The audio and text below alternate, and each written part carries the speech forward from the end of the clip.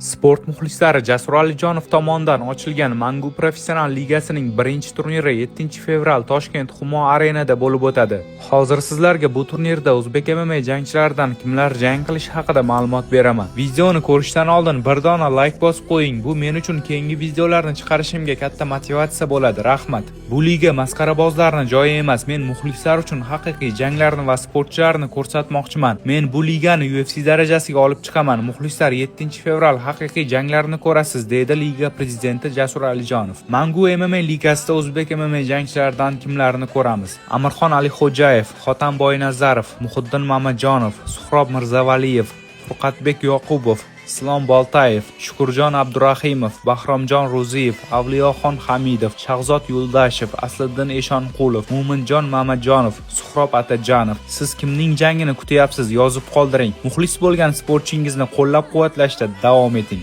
Ma'lumotlarga qaraganda Mangu MMA ligasining birinchi turnirining mehmoni MMA afsonasi Fyodor Emelianenko. 7-fevral Toshkent Humo Arena Mangu MMA barchangizni kutib qolamiz. Tez orada biletlar sotuvga chiqadi. Bizni kuzatishda davom eting. Like bosib kanalimizga obuna bo'ling.